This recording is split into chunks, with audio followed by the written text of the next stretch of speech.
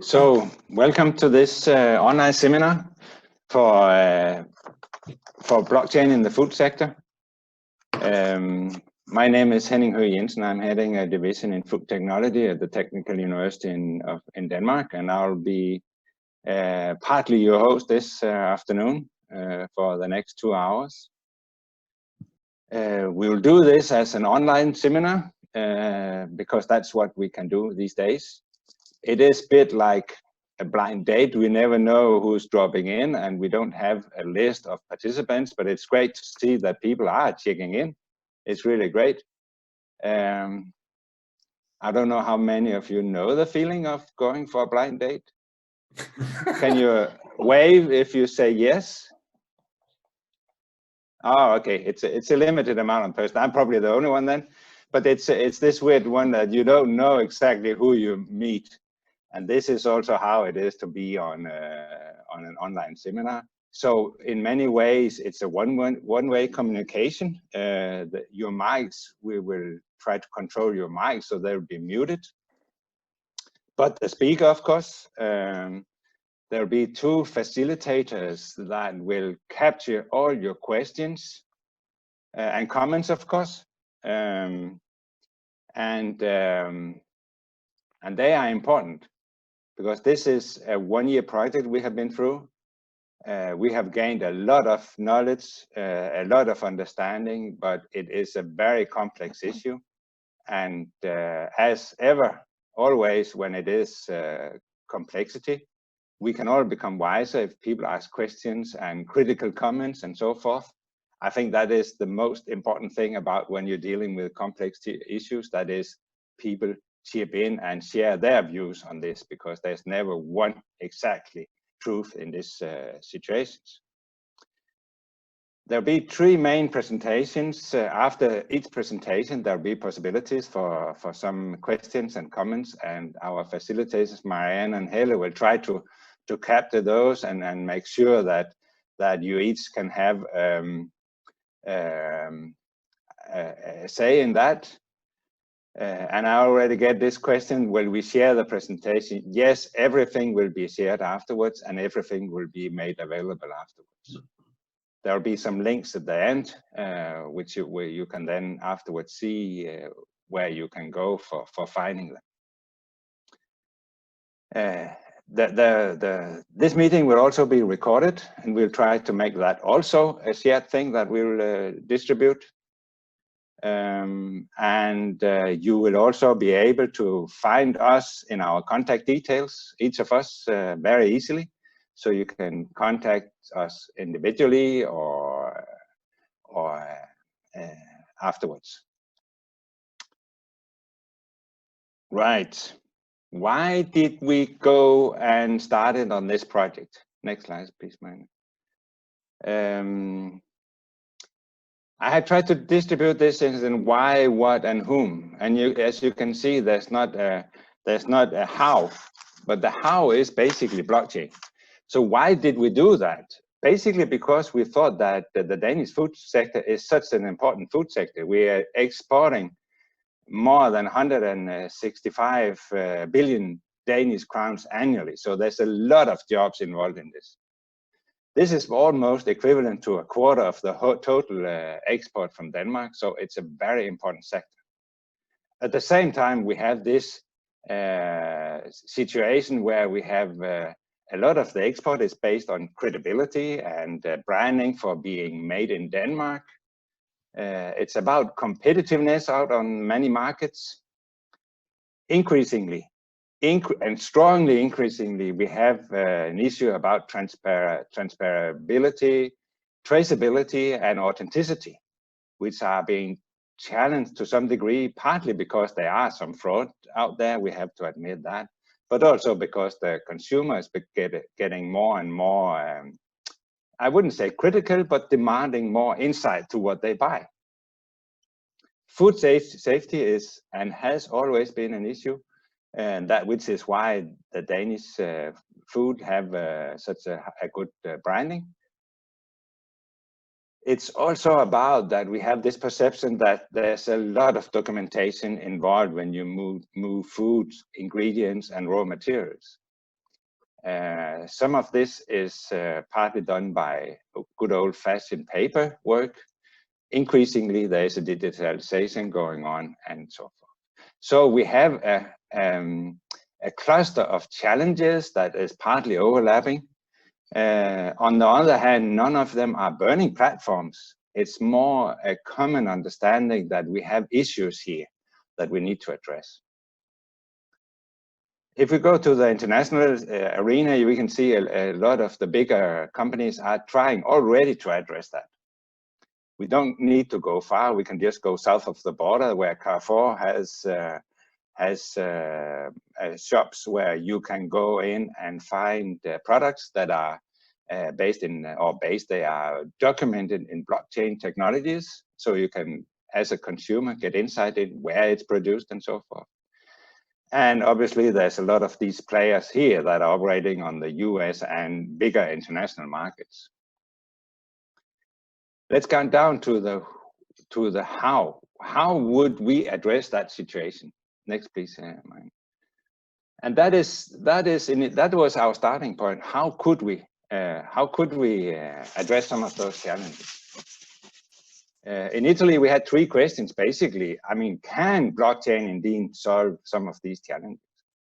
And we had somehow a gut feeling that, yes, there are definitely some potentials here, also because we could see things were moving internationally. So there had to be some potential. But we didn't know exactly what would the value be for the individual Danish small and medium companies. And we took our point of departure because that was where the Danish Industry Foundation funded us. That is to help the Danish small and medium food companies. So what value would there be for the smaller and medium food companies in Denmark? If they should try to implement this blockchain technology, what challenges would that lead to for them? And finally, it was also a kind of an open question to us, what type of companies would be able to benefit from these technology? And of course, we had this, should we then somehow align ourselves with the situation that the Danish food sector should prepare for the blockchain system? So 3 major questions. We have reached some conclusions. We have reached a step along the way in developing blockchain prototypes, and we have some clear recommendations to end up with. Next one, Marianne. How did we go about it? We had a lot of meetings and seminars and so forth, and I'm not going to touch too much on those details, but more saying that we have reached out to companies across Denmark fairly broadly. We have been in almost every county in Denmark. We have tried to approach companies which had different value chains, most of them though up markets, and by up markets we mean products that somehow are fetching or seen as a high value product. We have tried to find companies that reach across different markets, from global to local to regional and so forth. And at the same time, many of those companies we have talked to have had different owner forms. So from a one-man company to bigger shareholder forms. And the companies, and this is an important point, also have different positions in value chains. And we'll come back to that several times through this presentation.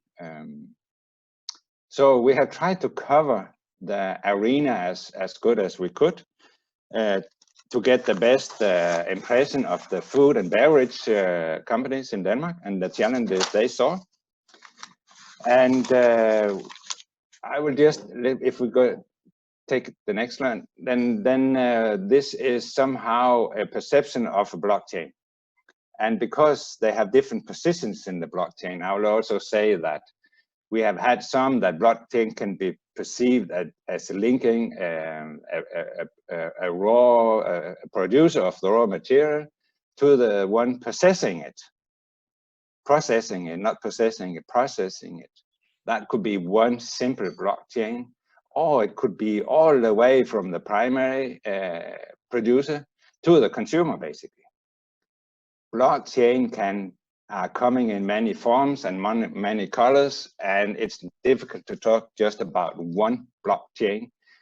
Definitely there'll be a presentation on this about how blockchain is seen and how it's organized. So this is just to introduce the concept and saying the technology as such is coming in different varieties right now.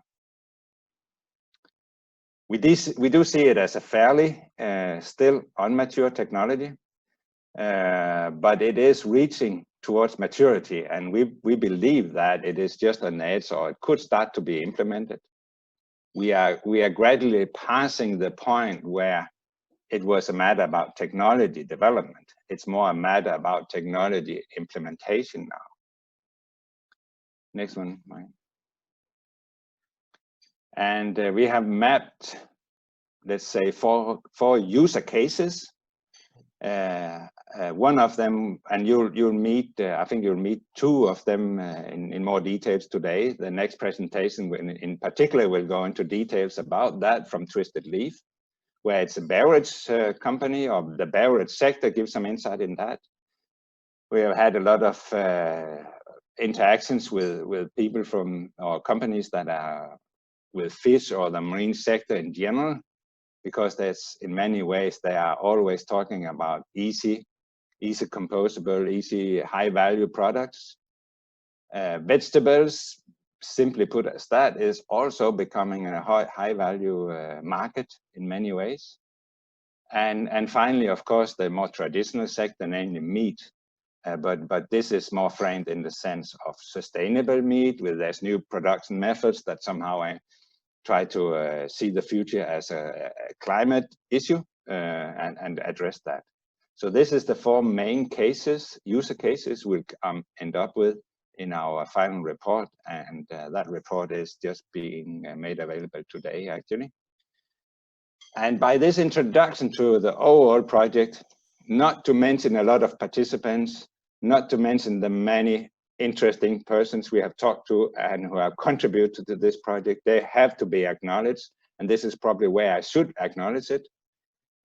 We have met a lot of positive interest from media and everybody who is so interested in this, and we can't mention everybody, so this is more like a general thanks to everybody we have been able to harvest your knowledge, you have shared your insights, and I think that is where we are today, and why we have been able to at least perceive ourselves as a bit wiser than we were a year ago.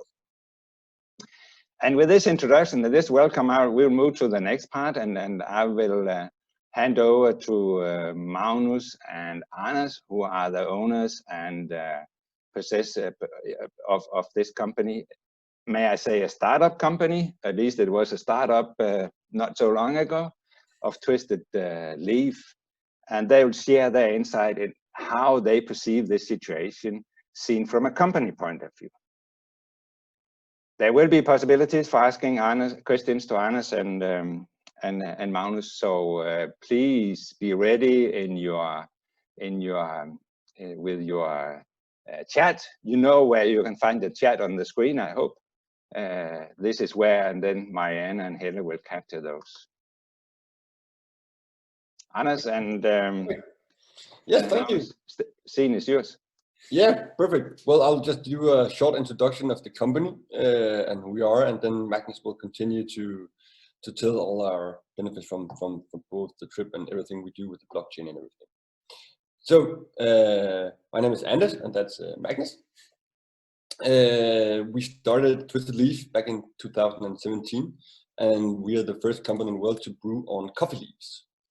And for us, the journey has been extremely interesting, and when we saw the opportunity to combine the project with the blockchain technology, with how we were going to develop everything, both in the value chain and everything, it kind of just made sense for us. And what we do is that we import all the leaves from Kenya right now, and also Ethiopia, and then we produce them here in Denmark. where we add all the natural ingredients that we use to produce the twisted leaf. That ends up with the two versions that we have the picture of now, the twisted leaf raspberry lime and the vanilla lime, which are the two beverages that consist with the alcohol. And then right now we're actually developing, as of today, actually, our actually right over there stands the non-alcoholic twisted leaf that's gonna come into the market too. So that's what we're doing, and right now we are of course waiting for our commercial launch due to our novel food approval from the EU Commission, and so right now we're just developing and waiting out to find out when we can actually commercial launch due to Corona and everything. So that's basically us. Yeah. So if you can move on to the next slide. All right. So basically, we're of course a company that are the first ones to use or utilize coffee leaves in sort of a production of beverages. And this means that everything is new to us, and everything is new to each individual actor that we meet. So when we first phoned Charles, which is a coffee farmer, a smallholder coffee farmer, just 2.5 hours outside of Nairobi in Kenya, he thought that we were kidding. He didn't believe in us. And so when we told him what we would like to pay for him to get his coffee leaves, he asked us to send the money first. And that's basically because the coffee leaves for him is a byproduct. As a coffee farmer, you have to trim and cut your tree throughout the year in order to simply stress it for it to give as many berries, the coffee cherries that we know.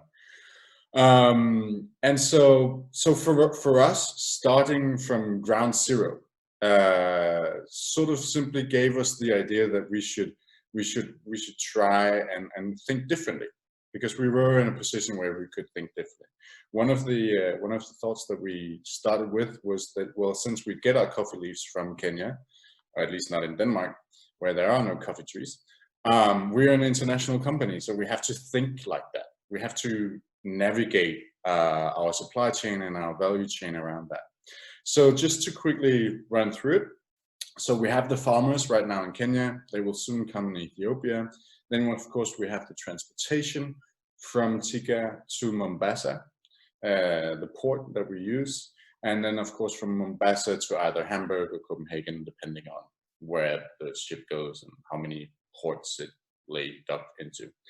And then, of course, we get our hands on it as we are the producer. And then we have a production facility where we produce our beverages.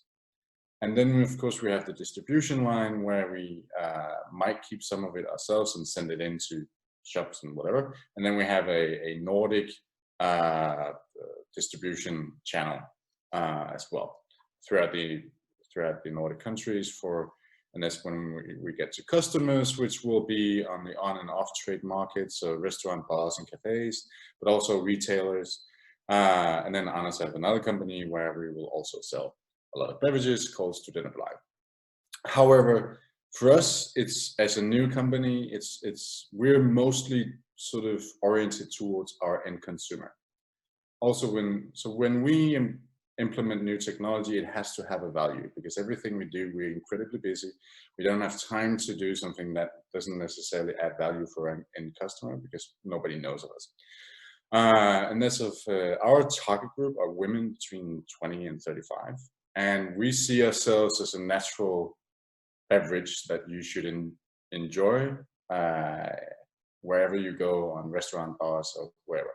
But we should be a brand that you would like to engage with. So, if you go to the next slide. One of the things that we learned in San Francisco was, of course, that the supply chain, before leaving, we had an idea that, of course, our supply chain, by implementing blockchain, could increase our security. It could increase sort of the security about how we actually do. So, for instance, when the customs in Denmark, they get a hold of our coffee leaves, they don't think that it's something else than coffee leaves. Those type of licenses and certificates are really, really useful. Of course, we also have needed to verify the toxicology and the biological components. And that really brings us back to knowing that exactly what our product is, or our coffee leaves, where they're from, what they contain. And that has to do with the fact that we're the first one doing this. And then, of course, and that's really ensuring traceability. In order for us to simply know that we know what we put in our drink, because we believe that we have one shot at this. I mean, we already have to convince the end consumer that drinking a beverage made on coffee leaves is the best thing that you will ever taste. And once you have it, you will never drink anything else again.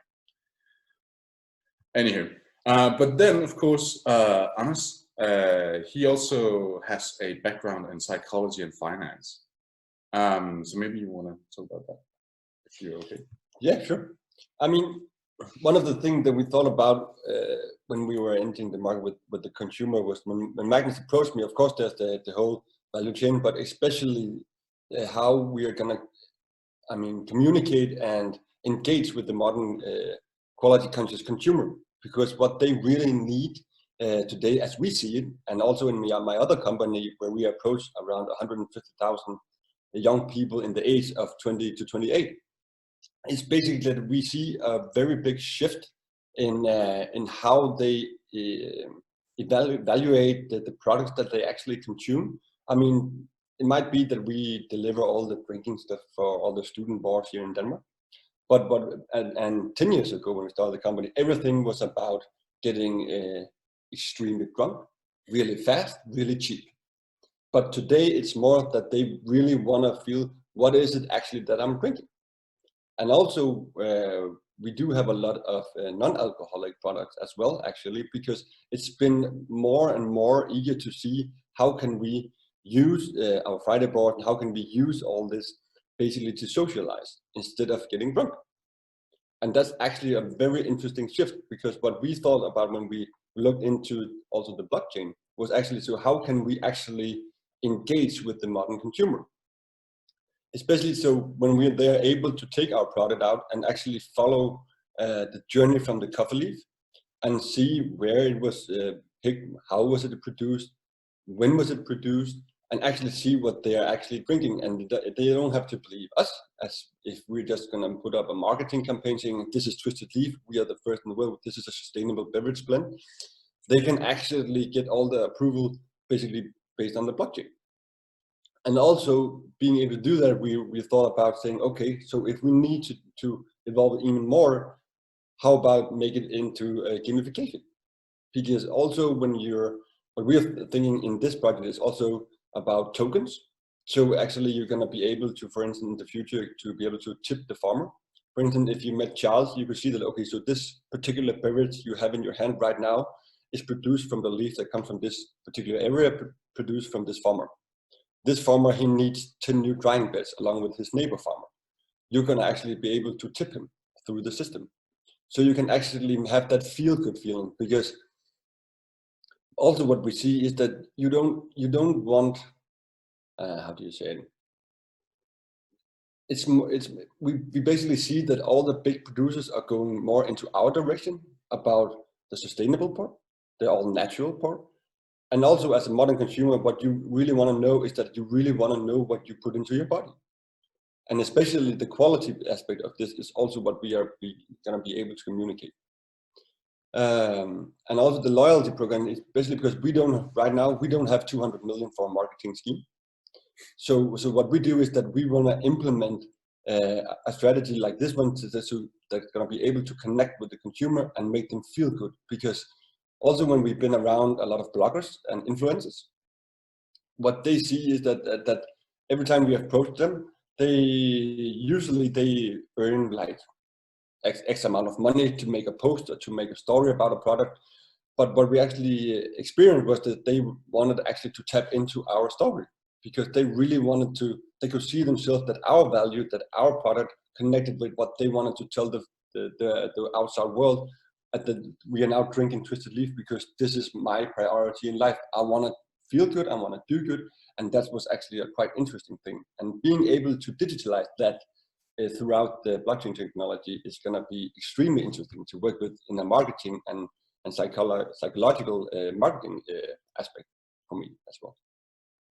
Yeah, and so that's just to say that what was so interesting about going to San Francisco, meeting with the front runners, both academically but also different companies like Sudoku, I believe they were called, really proved to us that there is something to this. Like this will be a next frontier for how one can communicate with one's consumers. And Marianne, if you can go to the next slide. Because that really made me think about, so when you're a company, one of the things that you really sort of worry about, or at least challenge yourself about, is how do you, of course, communicate with your consumers. And for so long, I would say maybe with social media sort of broke this idea that you can have a static information flow to your consumer. Of course, you can always talk to them, you can go out and meet them, you can engage with them, they can write you letters, emails, whatever. But to have sort of a more dynamic information flow where your consumer can test you, they can give you feedback, they can interact with you and be part of your brand. That is really something that we have thought that blockchain will enable companies to do. And why we find that so interesting is that we are dependent on the end consumer to like us. We're dependent on the end consumer to trust us. Because if the end consumer don't trust that what we actually say and do in Kenya, the impact, for instance, that we have for Charles, then it will not matter. Because our first buy-in, of course, for the end consumer is, you'll love our product. And then if you don't love our product, you'll probably not drink it. But if you do love our product, well, it's made on coffee leaves. Oh, that's very interesting. I've never heard of that before. No, we're actually the first in the world to do it. Oh, are you really? Yeah, we can prove it like this. We are also turning a natural waste product into a beverage. This has this meaning or impact on livelihoods throughout East Africa, So for us, it's a way to constant verify, but have a much better, much more content-driven communication with the consumer. Yeah. No. Okay. So that's sort of our last slide. And yeah. So Henning, you're asking, do you think that the businesses could run without BC? Is that loyalty? Well, could you explain what do you mean with is that loyalty? You talked a lot about building relations to the consumer. Mm-hmm. But we can have all kind of relations to consumers, but if it doesn't turn it into a kind of a loyalty program, then you just have to find new customers constantly. So is it actually loyalty you're seeking? I mean, I think we do want a loyal fan base, because I mean the loyalty. I mean, is if the loyalty program of us is more that there's no reason that we shouldn't drink anything else but Twisted Leaf, because they can actually prove that what they're doing is also what they're saying. So we want to kind of implement the traceability and transparency throughout the entire process. And hopefully that by doing so, and also being able to produce, of course, extremely delicious beverages that you can't really imagine that you should drink anything else but Twisted Leaf, but also having them in different varieties, sort of that we have the non-alcoholic, have the products with the alcohol, and also the next categories that we have in line is going to be able to give you that, okay, so when these guys are coming out, they produce extremely quality, high-level products, but they are also telling the story from the beginning to the end, but also guiding us in that direction and not telling us a story, but actually proving a story. And our hope for that is that all this together combined will create the loyalty that we need. I mean, the loyalty program in the future can be combined into different both gamifications, but also how to make a Twisted Leaf fan base club, for instance. But that is still out in the future. Yeah, one of our inspirational companies is a company called Brewdog. It started with 2 guys and a dog, and they've grown incredibly fast and become huge. They started as a microbrewery producing beers, but what they actually did was very early on, they created an equity fund base. So they, through subscribers or members, actually grew their business, creating an incredible loyalty base. And one of the ways they actually did it was very simple. They attracted a new crowd that was tired of drinking regular Pilsner in the English pubs. And they're really one of the companies that we look to. However, they've done it through what they call equity for punks, which I love, but we don't have the same philosophy. But I think for us, one of the things that we really try to be very transparent about is also what's in our beverage. When it comes to whenever you're drinking something with alcohol, you actually don't really have to legally provide you with details of what's in it, which for us is somewhat odd, because why would you as a consumer not wanting to know what you're drinking? So for us, it's always about asking, well, we believe that our product is so good that when you have the bottle and you can see, okay, I know exactly what's in this product, but I can't read what's in this other one, then of course I will take Twisted Leaf. And also, I mean, the thing was, how can we empower the consumer at the end? Also, as we say that, well, so when you have reached 100 cans of Twisted Leaf, then we can evolve the consumer into saying, okay, so when you reach 100, then you get this basket, for instance, or you'll get this this marketing material that's produced by local women in Kenya, or it was Charles's wife, or whoever it's going to be that's going to produce stuff like that. And also being able to do this, so that the loyalty itself comes with the psychological part that is that when you see the consumer of tomorrow, they really want to have a good conscience, and they really want to do something good, and they don't really mind paying that extra little for a high quality product. It shouldn't be expensive, but there's no reason why it can't cost a little more. Of course, it does cost a little more to produce since it's all natural. But since they do so, when they have that feeling that, okay, so if I buy 4, then this is how much I have empowered farmers. If I buy 8, if I buy 12, then hopefully that will scale so they can actually also communicate. And also we've seen a lot that a lot of our female consumers right now that we've engaged with actually love having our product as a conversation starter for dinner parties, because look at what we're drinking. This is what I want to show you, that this is how I am as a consumer. And that actually started engaging a lot of different kinds of consumers that wanted to go and say, oh, we really want to be interested in tasting your product because we've already tasted it. How can we buy it? Because we also want to make a difference. So in that perspective, it actually turns out to become a more psychological matter. Than that's actually really interesting to look into, because understanding that how we approach and how we see the modern day consumer and the conscious consumer, and combined it with the blockchain technology, actually makes us able to verify it. Also being able to track how the shift in the consumer market would be.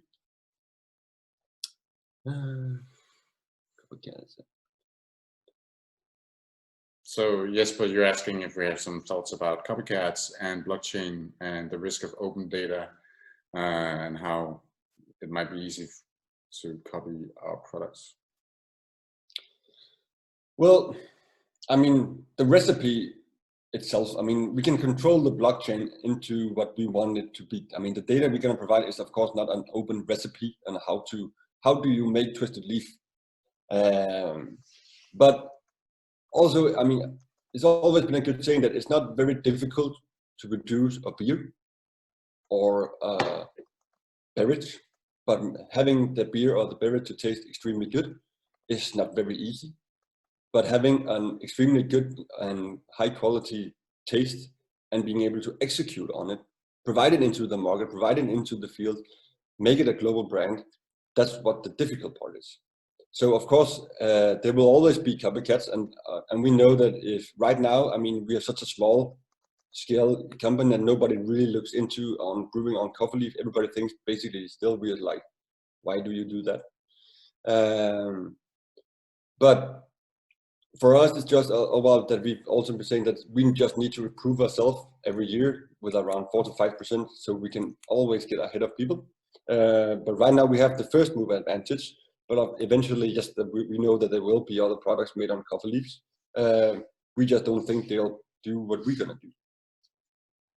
Yeah, and I just want to, I mean, we just need to set the bar high, because, and we can keep pushing the bar as long as we are able to and can imagine it, and so we will be the one that you will automatically compare to.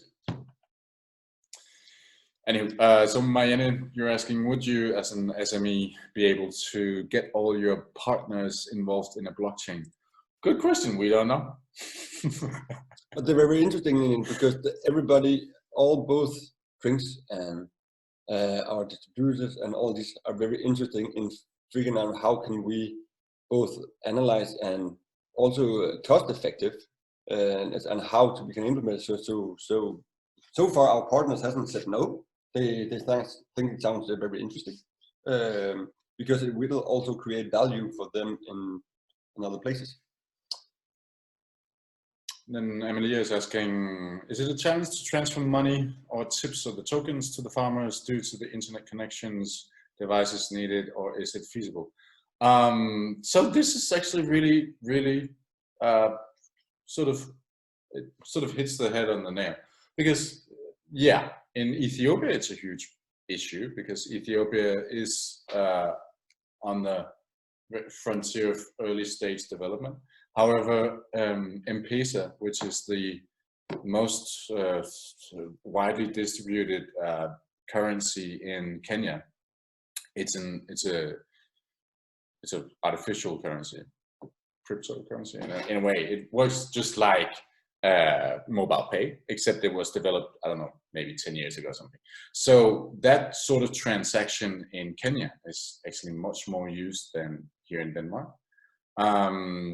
We have not yet looked into how we can convert it and how it should be done.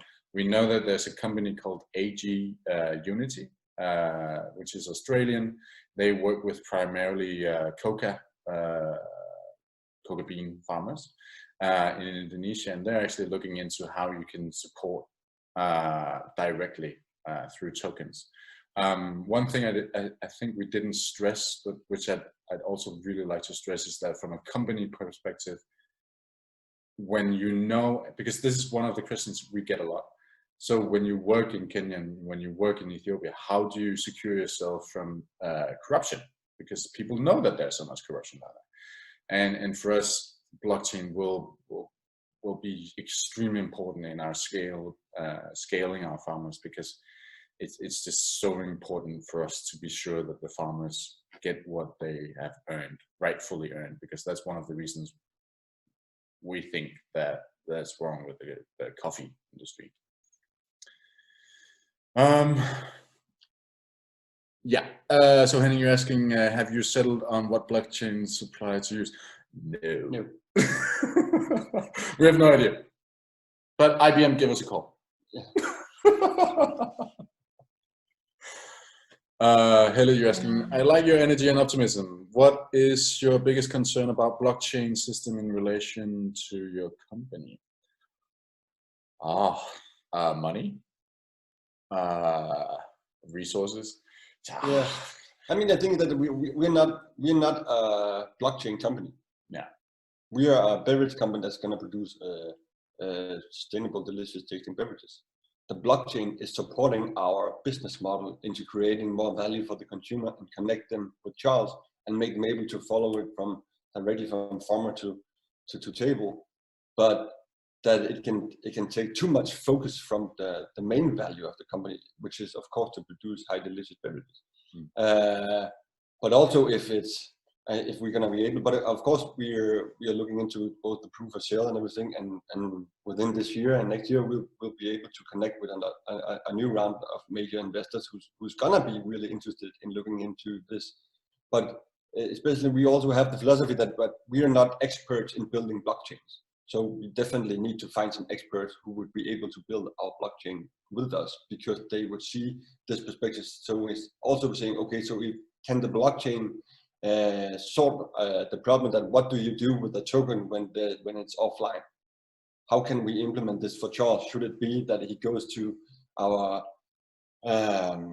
gathering warehouse where they're going to deliver all the leaves, and then he can dial up, get it, and can he then use it offline? Can he change it into recurrency? All this is also something that we think, to be able to create that would, for a blockchain company or another startup or whoever it would be in itself a quite interesting case. Actually, a really funny way to look at this is, so when we talked about this with our third partner, Johan, who's sort of our Kenya expert, he sort of laughed at me. And then when we next time received these huge tea bags full of coffee leaves, he opened it up and he was like, "Oh, there it is." And I was like, "What is it?" And he said, "This is my analog blockchain magnets. I've made the farmers write a little note in each bag where it's from and when it was picked and dried." And I was like, "Oh, all right, that is sort of a little block." but it's also, but what's really interesting is that having the technology enables us also to identify the different steps of data that we need to be assured of, because we are constantly being asked by authorities and by business partners and others, how do you know where your product is coming from, and how do you know how many steps it's been through? So for us, it's still the idea that, yeah, we are doing this bottom up, but we might as well identify each step or block of the chain, because then we can easily implement it. I think it was Heine from Vivino who's told us that, guys, seriously, start with an Excel sheet and then we can talk. Which, of course, is right. Because, yeah, we're not a blockchain company.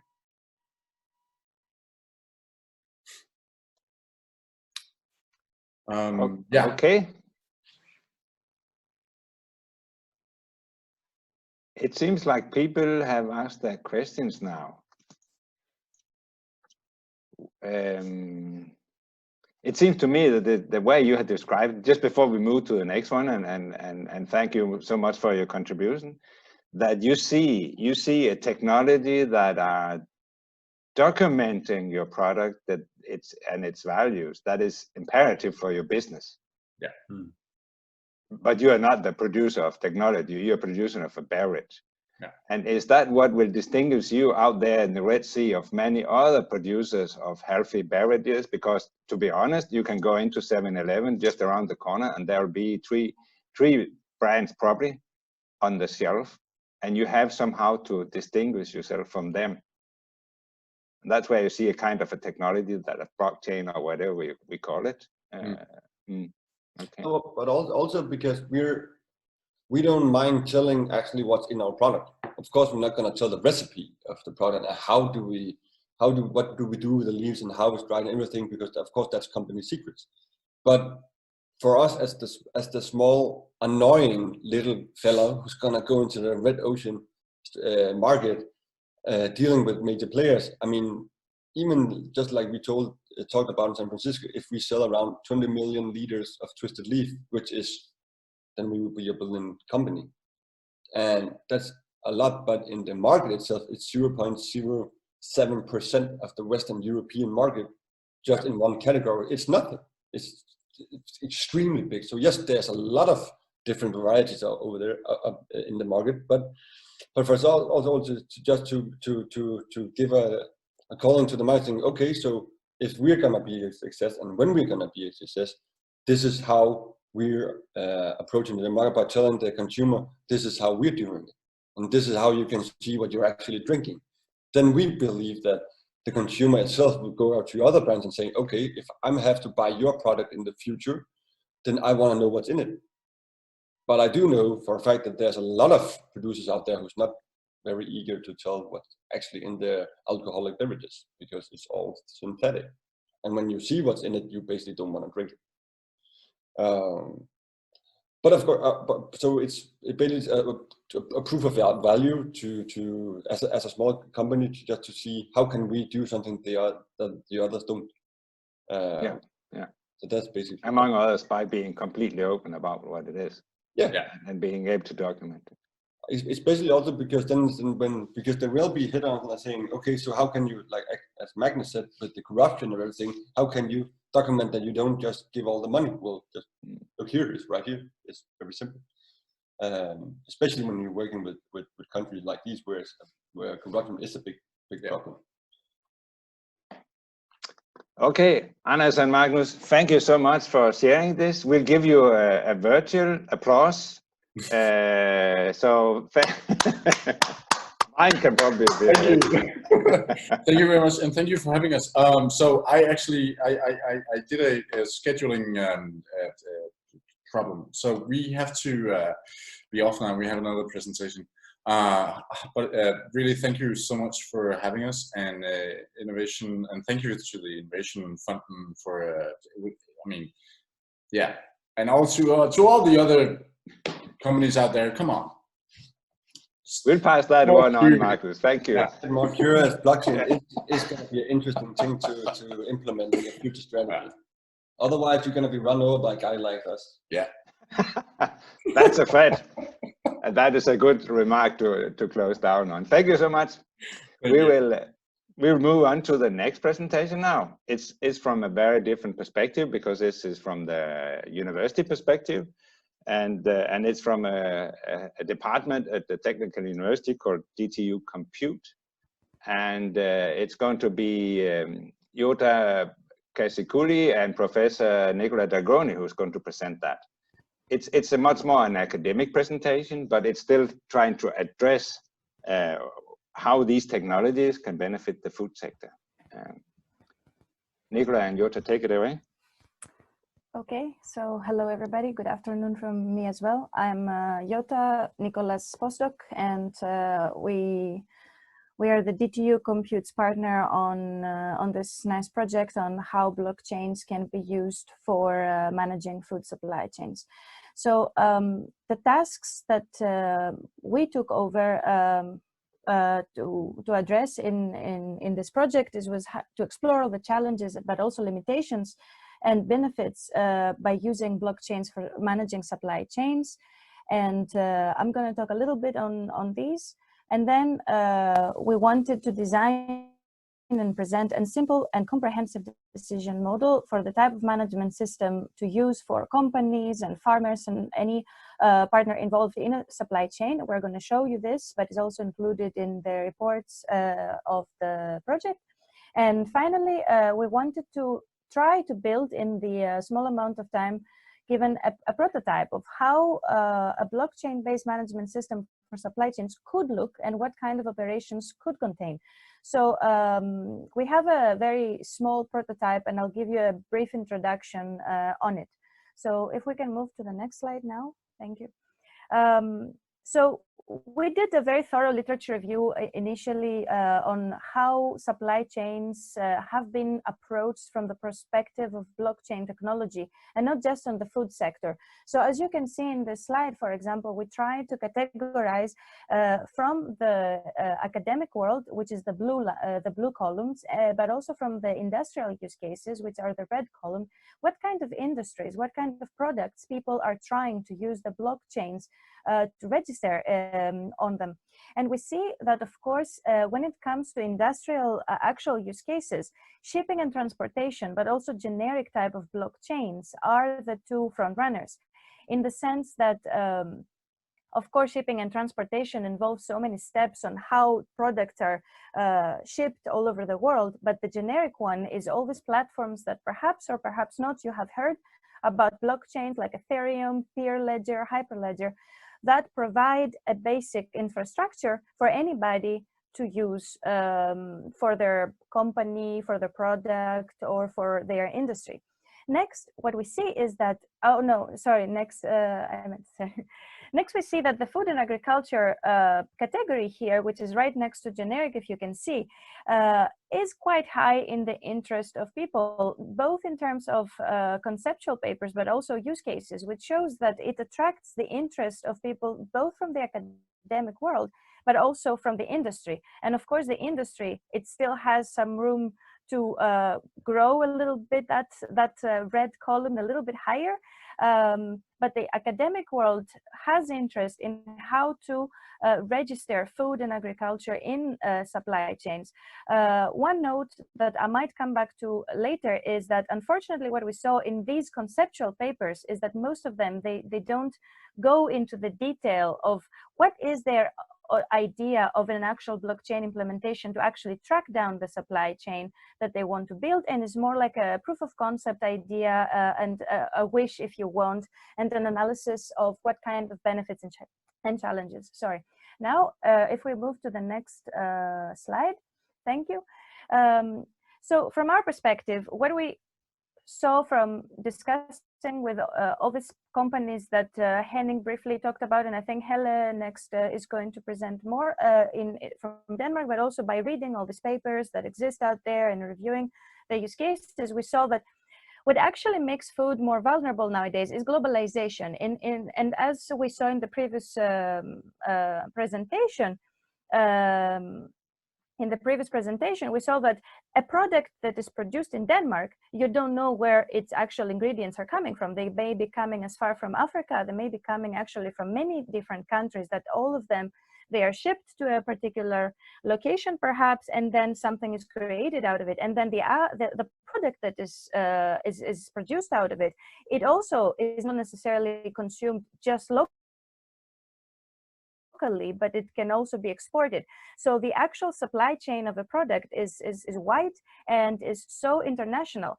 And the international part of it is not just on how far away and how many transportations is involving, but also what kind of legal issues are involved. Each country or each union of countries has very different laws with regards to regulations, food safety, eco labels, what is organic and what is not. So how can you make sure that all these are respected, are certified, and are documented along the process of a single product that involves them, is a very challenging and complex process that, as you can understand, increases the complexity and vulnerability of the supply chain itself.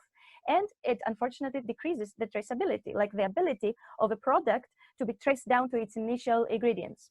Now, if we move on a little bit, we just concluded in our reports that a sophisticated food supply chain management system should ideally include systematic approaches to ensure food safety and food authenticity, among other standards, of course. But these are, we think, the two more critical ones. Now, next. We're going to just go through very, very quickly some of the challenges that are met in typical food supply chains nowadays. One of them is inefficient processes, in the sense that what we saw is that most of the processes involved nowadays in the actual companies and big organizations are only partially digitized. We saw that a lot of people are keeping their records in pen and paper, and also they do some of their transactions, maybe not even by email, which is in a form digitized, but by phone. In a sense, that means that all these transactions and agreements and sales are not necessarily in pen and paper or in a digital record that it can be stored, transferred and saved. In the reports, you'll see that it has been estimated that most small and medium enterprises, they are suffering from this non-digitalized, let's say, disease. And if something happens, like a fire or really, they are meant to go into bankruptcy very, very soon, just because they won't be able to recover. They won't be able to recover their records. But also other type of inefficiencies is centralized, that everything is on one location stored, complexity and an overhead that comes from redundant operations, mistrust in the certifications, and that is because in traditional databases it's very easy to tamper with the records and change them. Yes, the reports have been published and they will be made available later on. I haven't seen Jan Henning's question to answer it. I'll go later, but I saw this question now. So if we can go to the next slide now. A second challenge is, as we said, food safety, and this is a large chapter by itself. But what needs to be in our as a takeaway message from this part is that food safety needs to be ensured on every step of the product life cycle, and not just one of them. So, for example, just because one product is produced or processed and cooked and packaged at one location doesn't mean that food safety has to comply with only the regulations of that particular location. But if the products, the ingredients, or the end consumption points are in different countries with different regulations, we need to make sure that the initial products, the ingredients, were grown and were transferred by complying to international standards and are safe for everybody to use and consume. Now, next, please. Thank you.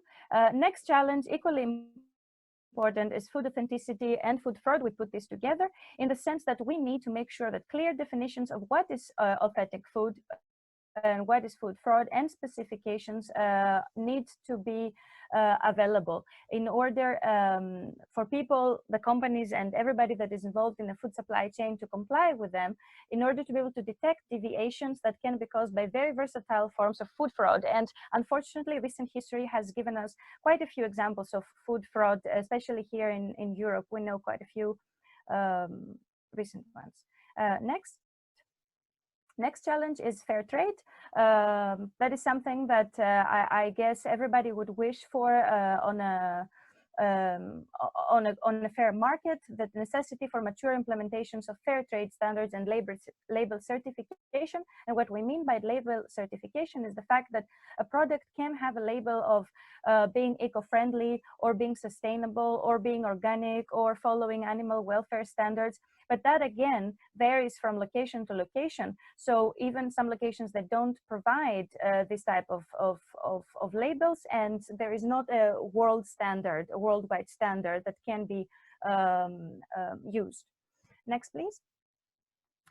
Next, we have the environmental impact, the establishment of many criteria and multi-criteria methodologies to compare calculations of environmental impact of food products. And unfortunately, here in Europe, we don't have any standards at the moment. And next is the animal welfare. Yes, please, next. It's the animal welfare and the lack of legally protected terms regarding animal welfare standards. So these are but a few challenges in these 6 categories that we identified that typical food supply chains are often faced with. Now, if we move to the next slide, please. So what blockchain can do, what is it, and what it cannot do yet? I'm not going to give you a thorough presentation or even a short presentation of what a blockchain is, because I thought it would be more interesting to see what are the challenges and what blockchain can do and cannot do and why not. But the key point is that blockchain can provide for managing supply chains, but it cannot overcome all limitations and solve every possible issue, as they're not just merely problems of the managing system, but more of the market of food supply chain of food industry. And blockchain is just a database, so it's not a magic pill that it will solve everything. However, it can provide a very nice infrastructure and platform to help into improving most of the challenges that we identified in the study. Now, next, please. In this table, I have tried to summarize a little bit the different aspects from where blockchain can actually help and improve the supply chain of the food and agricultural industry in different categories. For example, in terms of digitization and automation, having a blockchain managing your supply chain can definitely remove intermediaries, in the sense that the actual supplier or the actual farmer is by themselves immediately are able to store and provide the documentation instantly on the chain itself, on the blockchain, and they don't need to send it to a middleman that will actually send it to the end person that is interested. As such, it also provides the solution that has decreased administration and processing costs and complexity, because everything is just one port, to the blockchain, and everything is available on the blockchain for everybody to see. And I'm going to define what everybody means later. It enforces digitization across industries. Of course, if you want to have your product and supply chain on the blockchain, you and your suppliers and your farmers and your customers need to be able to interact with the blockchain, and that kind of forces them or incentivizes them, if you wish, to digitize their the way they're managing their stuff. And it is failure resistance, and that is a design object. So what is a blockchain? A blockchain is a distributed data set, database, sorry. And distributed is not just merely on where the data is stored, because also in centralized databases, we have distributed versions of them where just the data are distributed around the world, but still who owns and who can access and manage the data is one single entity. Now, the blockchain technology, what gives the opportunity to is for many different entities and many different users, if you want, to actually physically own and be able to manage the blockchain, the data stored in it. And one key difference here as well, when the most attractive maybe feature of a blockchain is that once you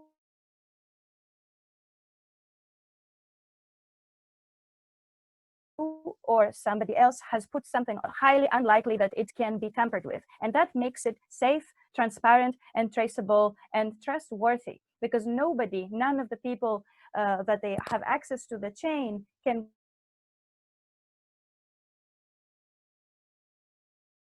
go by themselves and tamper. Blockchain can help with is traceability, because it has reduced reaction time. We have in our report examples where you can see that, for example, a few weeks of time of tracing down to a problem where some ingredients came from and where some food poisoning or food fraud was originated, it was reduced down to a few seconds by the use of blockchain technology. Also, the records, as I said also before, that they are on the chain, they are cryptographically signed and immutable, and it builds a trust framework between the industry and the consumers, and it encourages ethical and sustainable approaches. Last but not least, it supports standardization and regulation. Sorry, I lost my presentation here. Maybe a little bit. Yes. One more there. So by using a blockchain, all the information for fair, sustainable, and trustworthy market can become available, and that can create an actual attractive and incentive for more and more producers, more and more farmers, more and more customers to want to use it, exactly because it will give this trust channel with the customer for their application of fair, sustainable, and trustworthy market if they're using it, of course. But if we go to the next slide now, as we said, of course, blockchain cannot solve everything because it's just a database. So things that they are from the technology itself unsolved and researchers are trying to attack at the moment is interoperability, and that is different systems, different blockchain systems or different types of systems. How can they talk to each other in an easy fashion so that people that they actually have already deployed solutions, they don't need to make a lot of changes to make those speak with each other. But also maybe one other key problem, especially on the food sector, is the link between physical and digital product. And that is because, unfortunately, even though you can put certificates and documentations on the blockchain about a product, let's say for a tomato, it goes down to the trust between the farmer and the person that is going to use the tomato, if the farmer actually sent the tomato for which the data was put on the blockchain, or whether they change the actual product. So some type of if you may, an agreement needs to be implemented, and there is where IoT and other technologies and fields could help. So the research there is still open, and it's a very interesting subject to look into. Other things, transparency, where intellectual property protection is not necessarily solved here, or breach of personal habits, and that is because even in a closed blockchain where a limited amount of people have access to, this kind of information it could be there, and that has to do about if somebody's vegan, or if somebody follows a Muslim diet, or if somebody has some type of lactose or some kind of intolerance. And this is private information, sensitive information that we don't want whoever to be able to access and get hold of it. But also we are lacking standardization and regulations throughout the world. They are not all countries and all regions up to date with what kind of regulations are needed for a digitized food market. And as I said, again, yes, the technical problems that the blockchain hasn't solved yet and are under research are, of course, the scalability issue, interoperability, the security of the IoT devices used, some privacy guarantees, etc. More details of these can be found on the reports. Now, if we can move to the next slide, please. So from the SMEs that we interviewed, but also from the reports we read and other case studies that we reviewed, we have an analysis that went down to a few questions. And the questions are, with a very short answers, is what are the current practices used? So what we figured out is that at the moment, locally stored data, they store them locally on their computers or use customized centralized databases. Unfortunately, yes, there was a number of cases that still use pen and paper, and orders are primarily done via email or call. So there's not a digitized version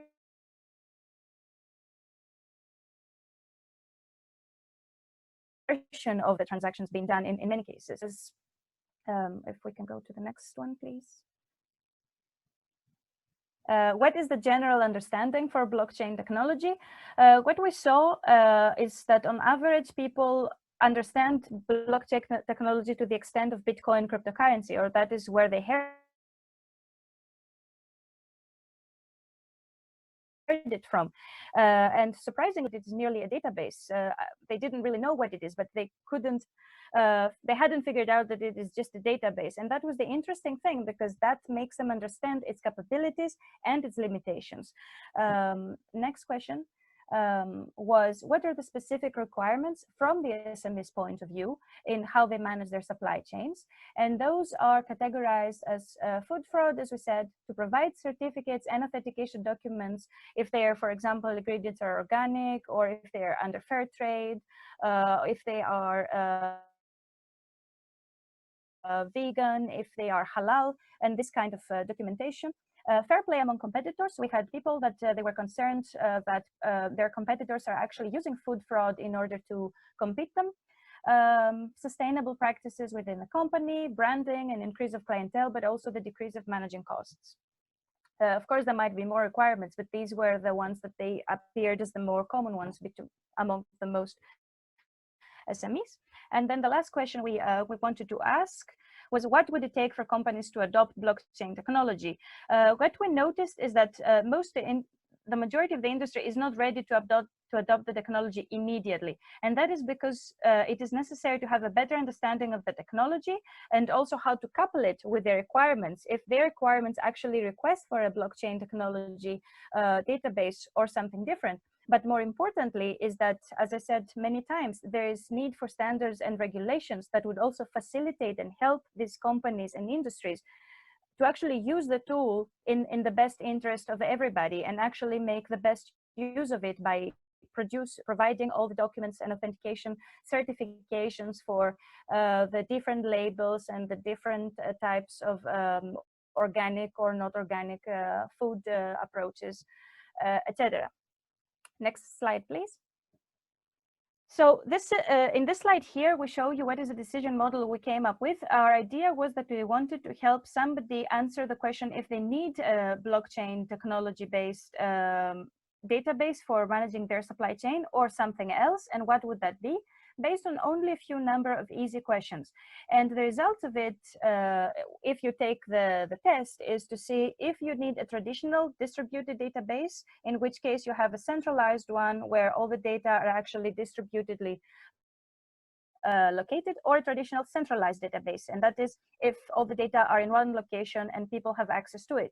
And then you have different types of blockchain implementations, that is private permissionless, semi-private, or private permission.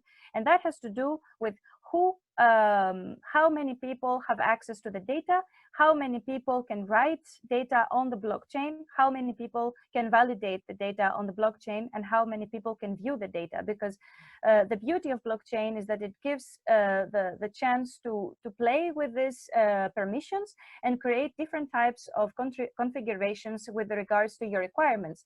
So as for example, if we take the example of the twisted leaf, they could have a permissioned blockchain database where only they and their immediate suppliers would have access to put data on, but also view the actual amount, the whole picture of the data stored in it.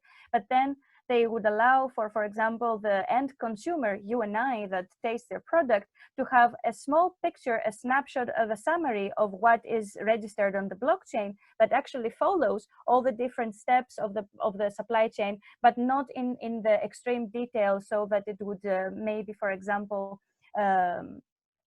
give away their secrets for the recipe, or whatever secrets a company might want to keep from the general world. Next.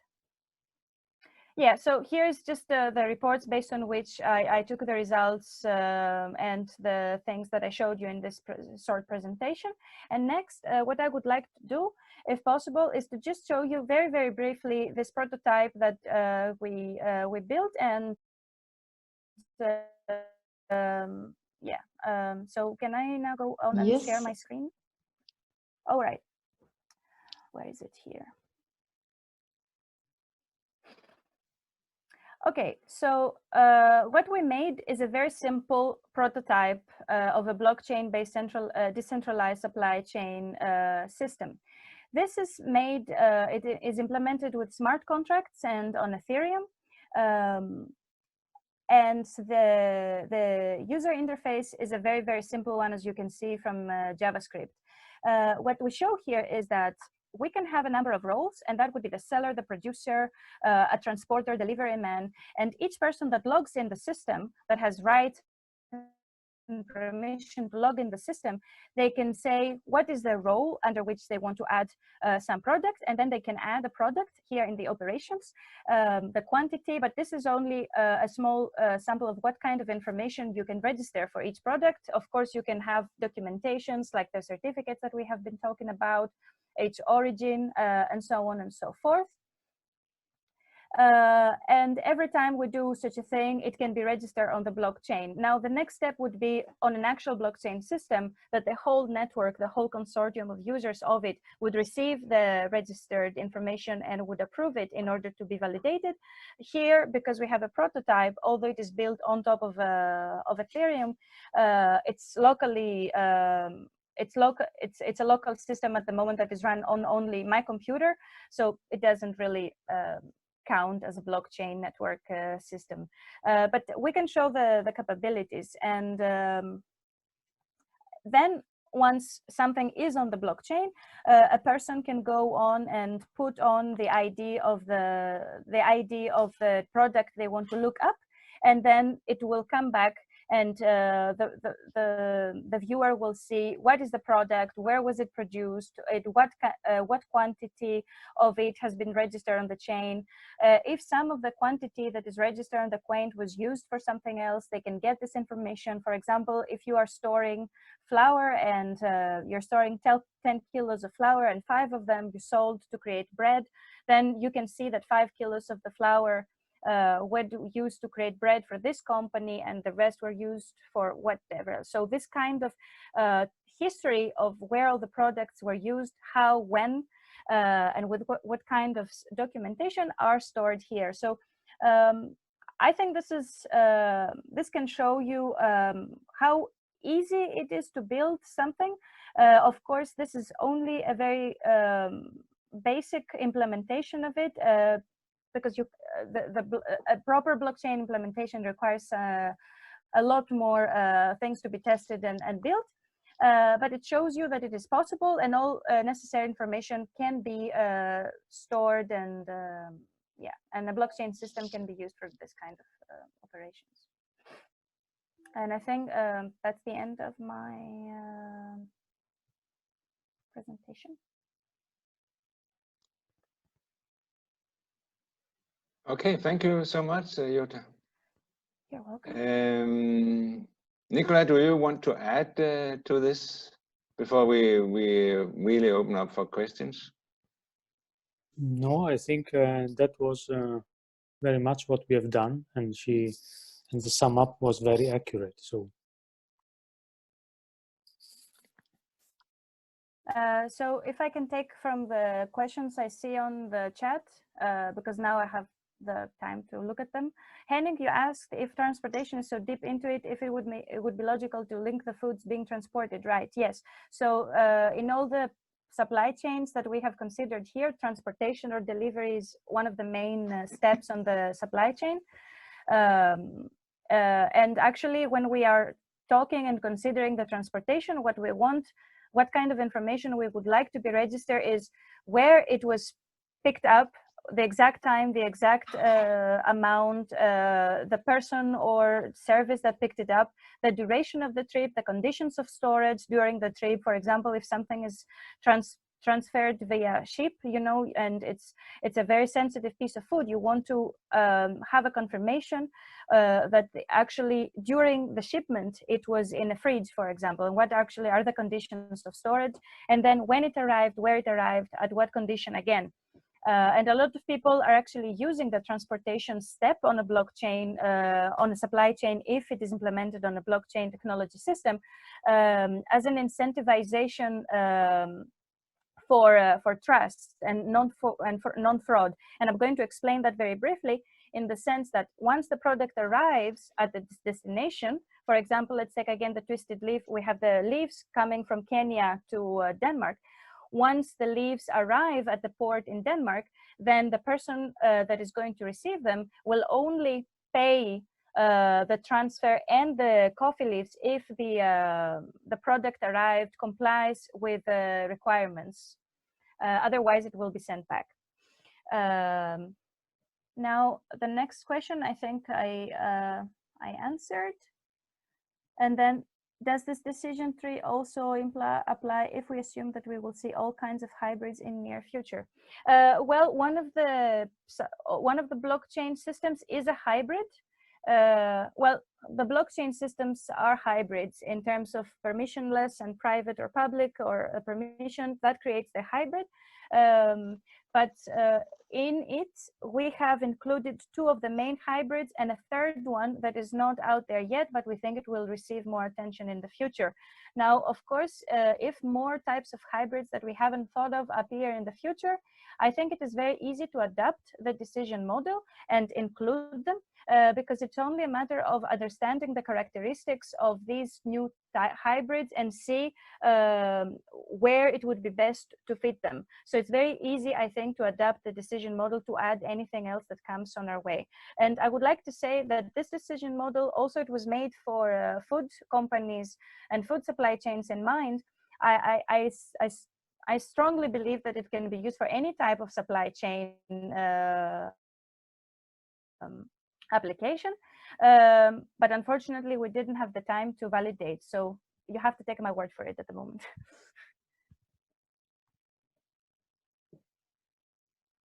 Okay. Marianne, you were waving. Was that because you had a question? Well, I'm always eager to know, when will we see blockchain in the food sector in Denmark? I don't know. I live in the country for a year now, and I see a lot of people interested in it, and I see a lot of people that they are happy to hear more about it, but the problem is that the blockchain right now, it has received a lot of negative popularity, if you may, from the Bitcoin and the other cryptocurrencies, that unfortunately has done a little bit of problem in its reputation, and it requires some, let's say, damage control in order for the majority of people to understand that, yes, blockchain was initially used for cryptocurrencies, but it has so many other applications, and actually it is very, very useful in applications such as managing the supply chain of a food product or other types of products, not necessarily food. But I do think that in the food sector is more important to use something like a blockchain exactly because we have the food fraud, the food authenticity, and the trust and traceability. And blockchain has a very natural, it is from its actual characteristics that it can help to support all these requirements. And then of course, you know, as the technology becomes better, more and more of the problems encountered at the moment, they can be addressed. So I hope that we will see more blockchain implementations in the future in Denmark and the rest of the world. Yes. Thank you. Yeah, yeah. Okay, actually I was thinking, Jutta, you showed us a prototype. Yes. And it's clear that the department where you and Nicola is working have the competences and knowledge to build a blockchain solution. Yeah. But there are already companies out there offering commercial solutions to whether it's big or small companies. You can actually buy in what is that called, abonnement, whatever it's called for IBM, and SAP is offering, Deloitte is offering solutions. Yes. So where is the limitation now? As just to follow up also on Marianne's question, it seems like there are solutions there. So where is the limitation for the food sector? As we have technologies, they may need to be adapted. You can have new solutions. What is the main barrier seen from a university point of view? Well, from what we saw by like doing the literature review, like what other researchers have found, but also from the interviews that we did with the companies, is a reluctance that comes from the unfamiliarity with the technology itself. People, they have heard blockchain, they kind of try to understand what it is, but they don't know it.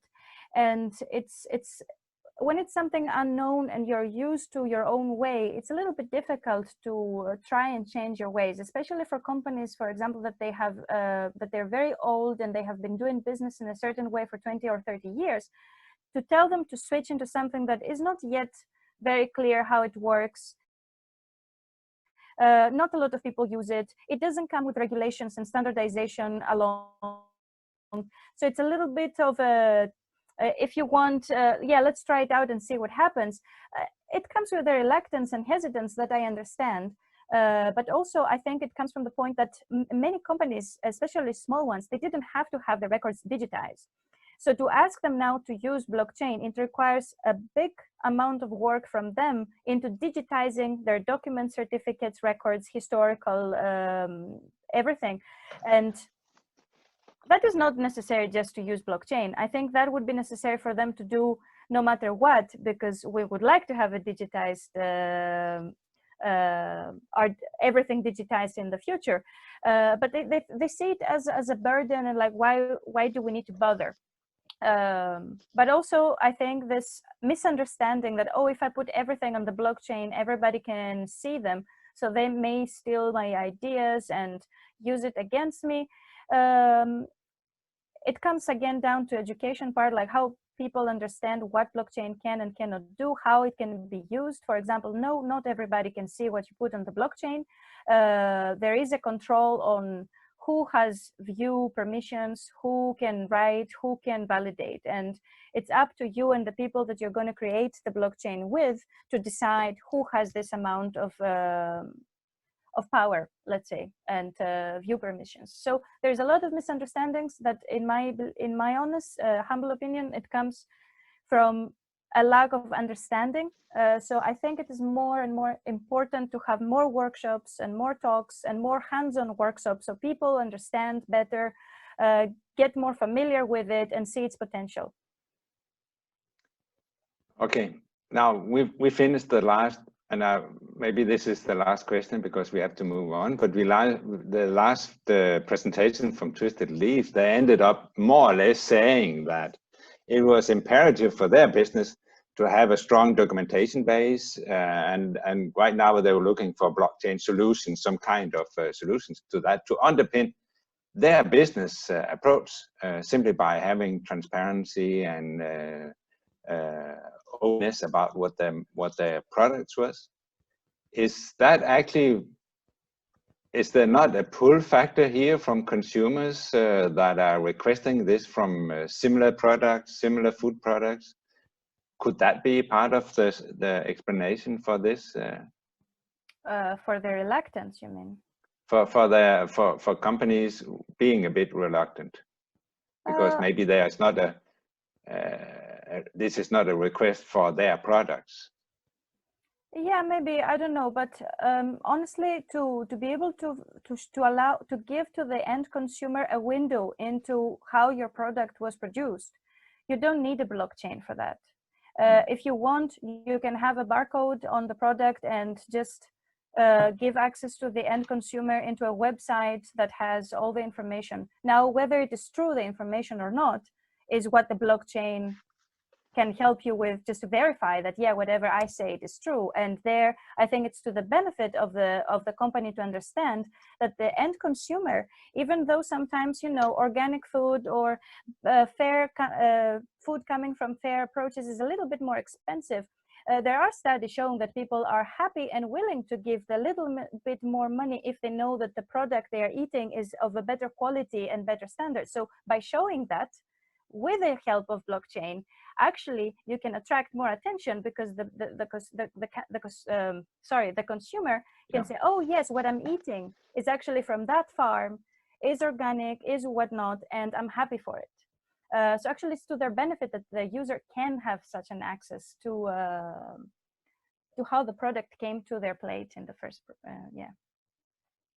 Right. Thank you so much. And again, we'll give you a virtual applause for this contribution. Thank you. And thanks for the nice experience of the project for 1 year. It was really nice and very, very insightful. And I just saw that there is actually you can react by applause. Thank you, Helle, for showing that. Actually, I didn't realize that before you just showed it. We are on to the next presentation now, and again, it's a third view into the blockchain. It's a different angle, and it's coming from 3 consultants, if I may use that word, operating on the synonym of WeScale. These 3 guys and girls have been very much in touch with the companies, so they're bringing in first-hand responses from there. Jesper, Kasper, and Helle, it's up to you somehow to divide who's going to talk. Please go ahead. Yeah, thank you. I think Jesper and I will do some talking, and Kasper will be handling the questions, I think. So that's how we divided it. And thank you so much. And I think we might be repeating some of the things that's already been said, but then it's you know, that comes from our angle then. Could we come to the next slide, Marianne? Here we see the stepping stones. Since we designed the project, it looked really easy, like we wanted to do some research, we wanted to do business cases. We had a sounding board with trade organization and governmental bodies. And we did some desk research, we wanted students involved, and now we've done that. So that's the base. Oh, and we wanted, furthermore, we wanted to go to the US to get knowledge from there, to look into what are they doing over there, and what is the technology, how far are they there? And it was an amazing journey, and we've also written a report on that will be linked to later, as well the research results and all that. We, as Henning said, we interviewed a lot of companies, and it's been a really fantastic journey in the country to talk to all these different kind of high-end companies and doing upmarket products. And there's a lot of heart out there, and it's been really great journey. And the next slide, please. And then we decided just to put the team up there, because going to the US, we were met with sort of greetings, because people said it's really great that doing this project you are a diverse team. Like, we cover research, we cover food sector, we cover student involvement, we cover the technology and the business and innovation angle. And sort of implementing blockchain, we understand from the journey, is a matter of actually having a lot of competences in the same room at the same time to take these decisions on how to move forward. And you can say we've done that, because even though we designed the stepping stones in the beginning, it's not been a one-line journey. It's been like a lot of discussions on how to move forward. So you can say we've had really a design process, an iterative process.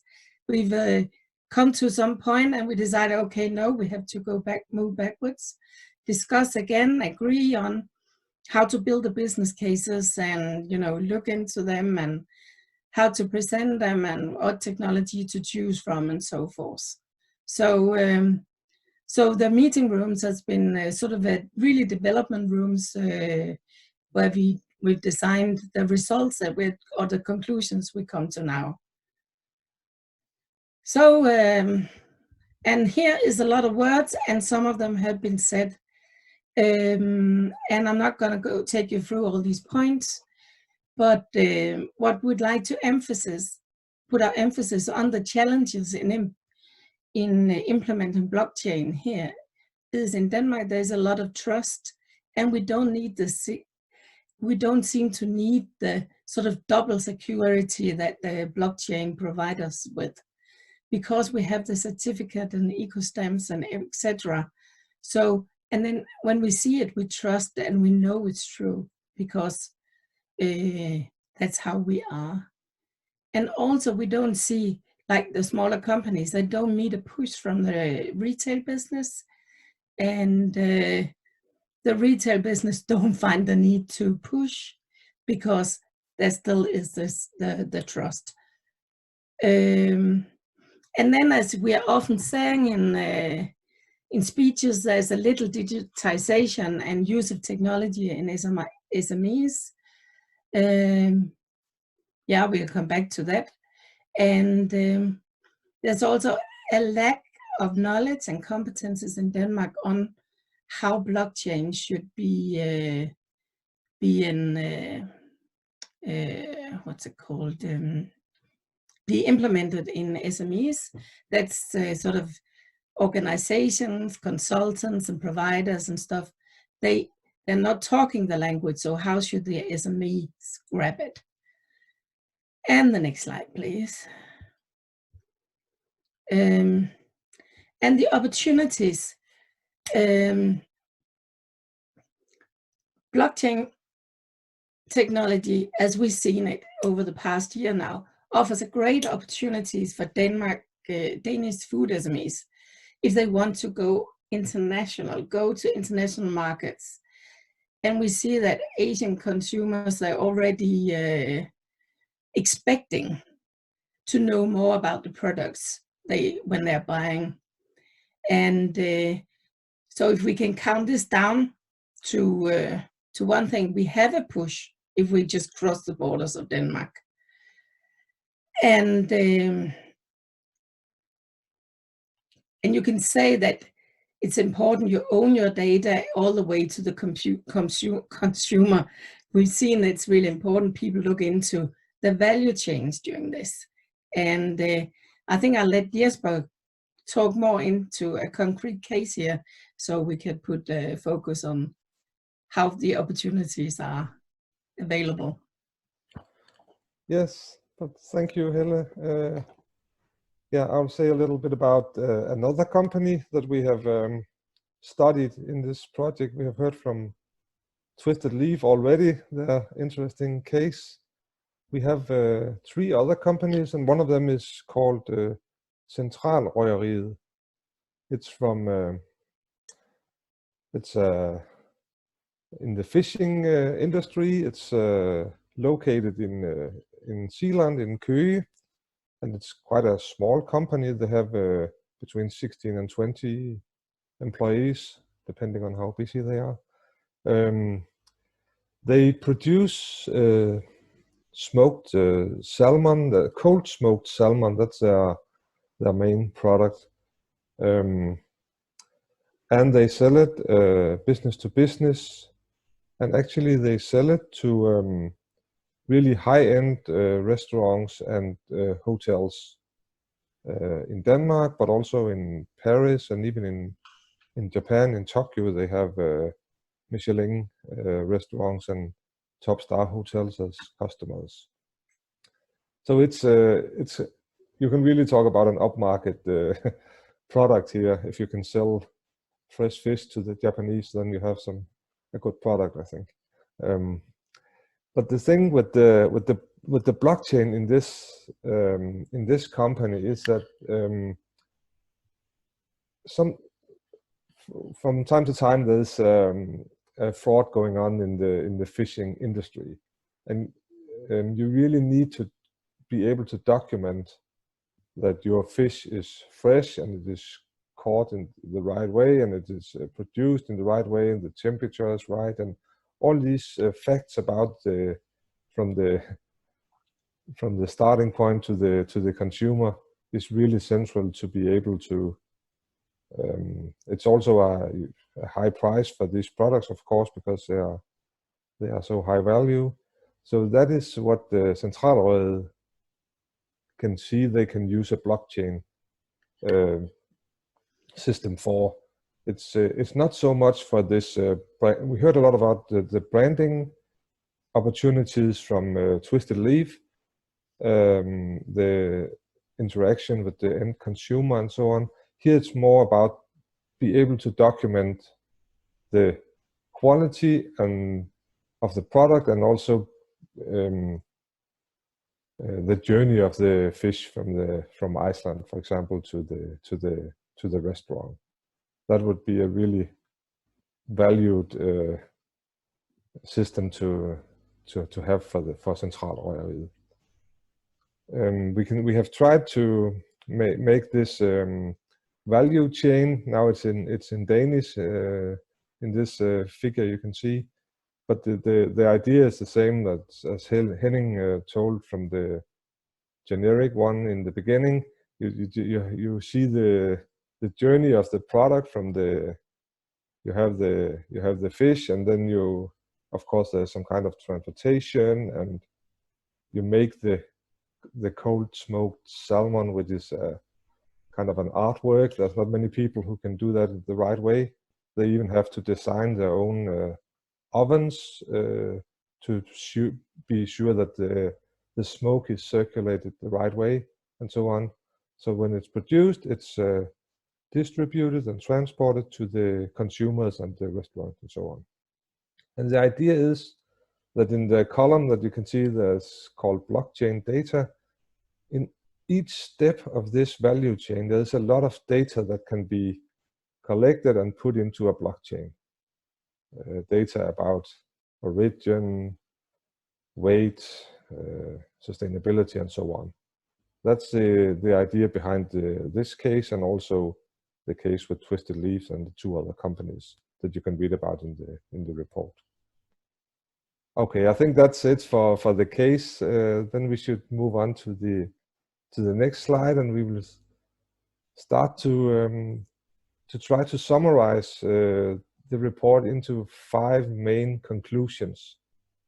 Some of it you already heard some words about, but we will try to put our words into it. You can say the first thing is that it was, in the beginning there was an open question whether blockchain was needed or at all. I think we can conclude that at least in the global market there is a need for the things that blockchain can supply. The secure data in a kind of an decentralized system there's a need for that. And you can see it in the global market. The very big players like Walmart and Carrefour, they're putting a lot of effort into building these systems or understanding these systems better at the moment. In the Danish context, as Hille also mentioned, we don't see the same need at the moment, but it will probably come in time.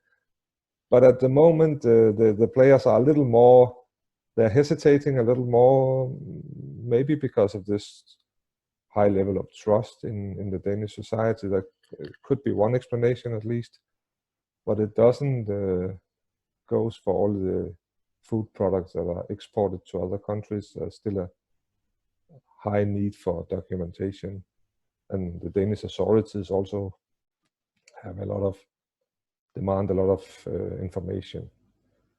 So our conclusion is there is this, the need is out there, and blockchain can supply something that there's a demand for. It could be from the authorities, but also from the customers, and it could also be from the retail actors. That is more the big global players than in Denmark at the moment. You also see some of the Danish producers of food products, the few big ones we actually have in Denmark, like Arla and Danish Crown. They are also moving in this blockchain. They're trying to do some pilot projects, trying to gather more knowledge about how to implement it. So the need is there. I think that's the conclusion number one. And then maybe we should move on to the next slide. Yes.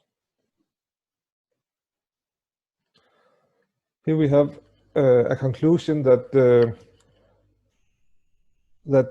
of course blockchain in itself can add value to a value chain in the food industry.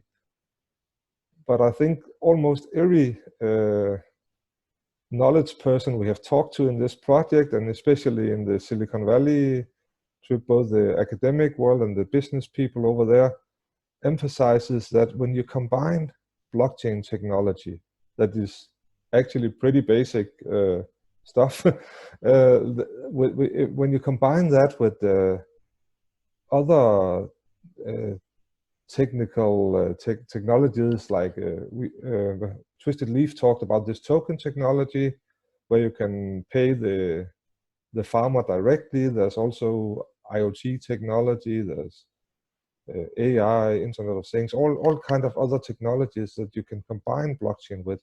Then you have an even higher value, and maybe new business models that we can't even think of yet will emerge from this combination of technologies. So this is kind of a conclusion that says, okay, blockchain has something. Oh yeah, still this one, just for a few more words. There is value in itself in blockchain, but try to look at this in a way where you combine it with other technologies, and also combine it with different competences. Helle mentioned that our little team is different competences, but that also applies for any other team that should work with blockchain. You need people that know how to handle data, how to cryptify them, and you need business people, you need behavioral scientists, you need people to know about legislation, so you can make the real data flow for the authorities and so on. So it's really, there's a lot of different competences needed. That's the conclusion number 2. And then Helle, could you say a few things about the next conclusion?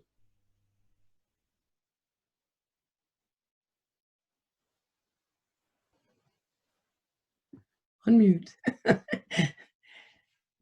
We say implementation of blockchain is a challenge.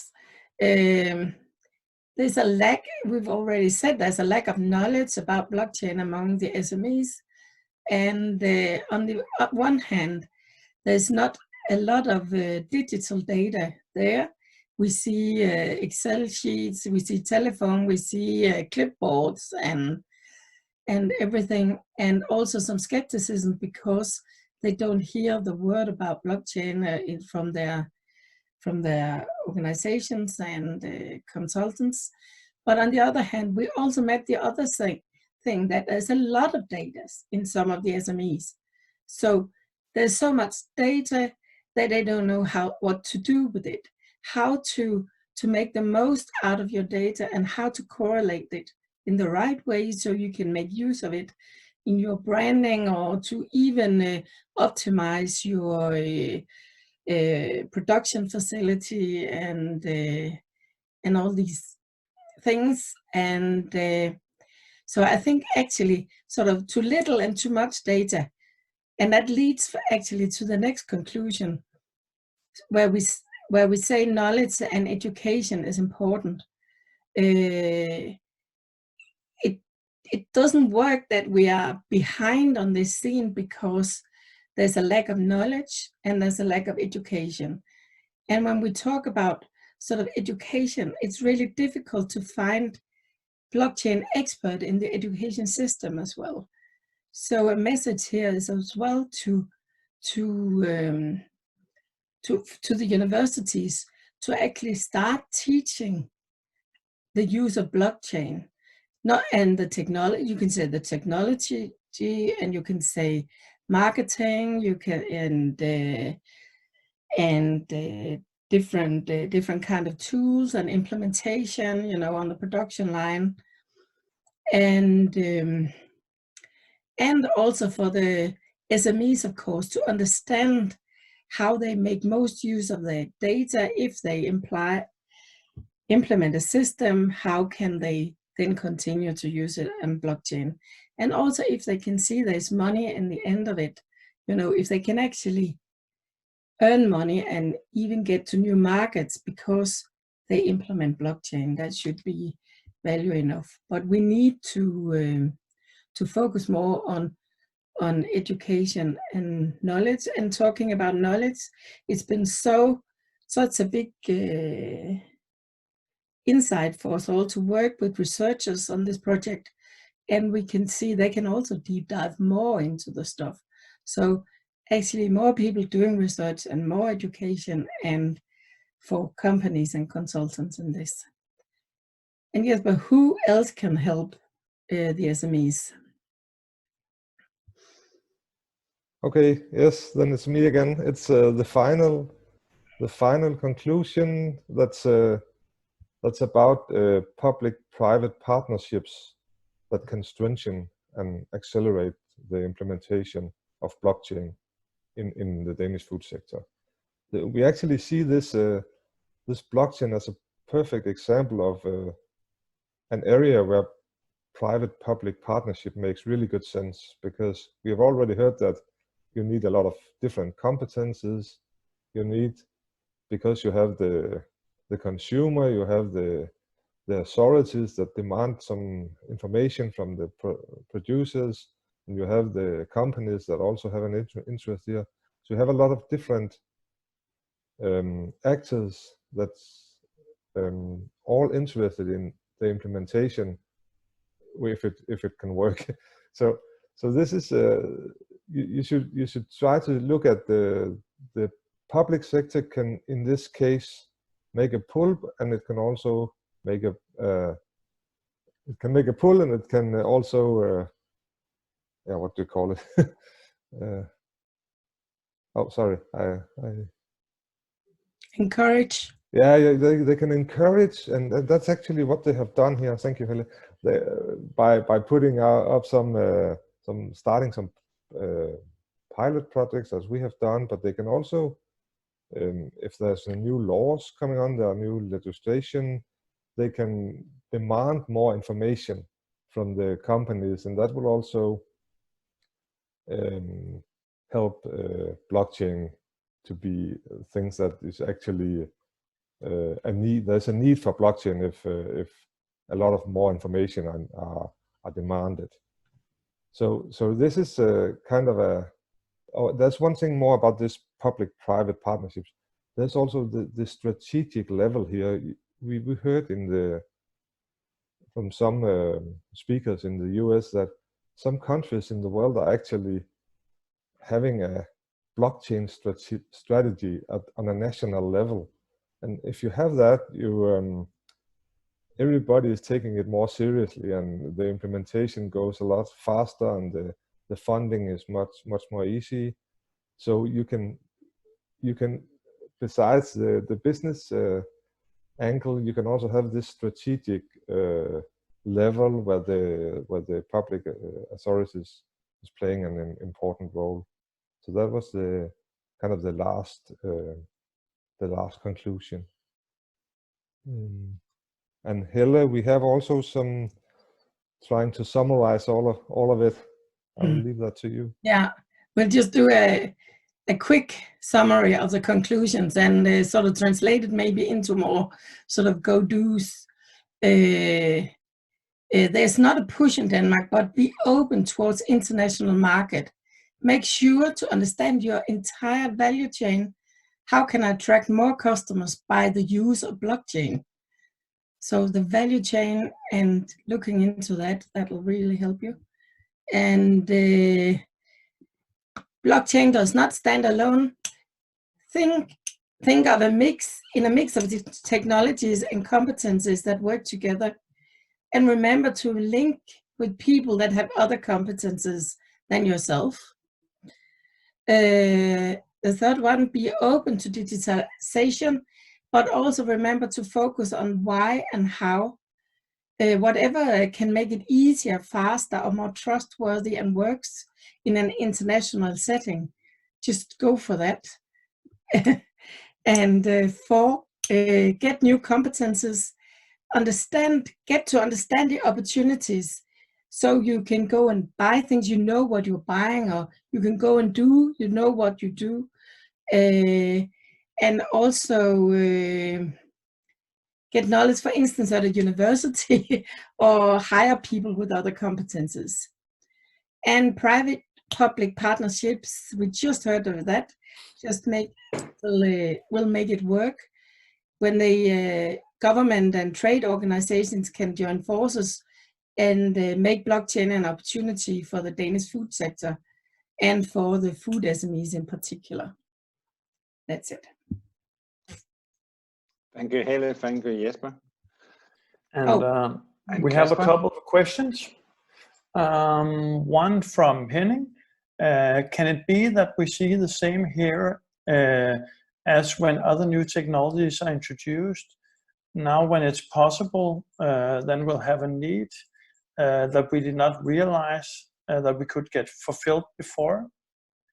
And I can start up with, I definitely think that is true. I think that the more digitalized the industry will become, and the more data you get available, then blockchain, the blockchain technology will get more under the skin of the SMEs. I definitely think that this will do something positive for using the technology. I don't know if you other guys have something to add on to this.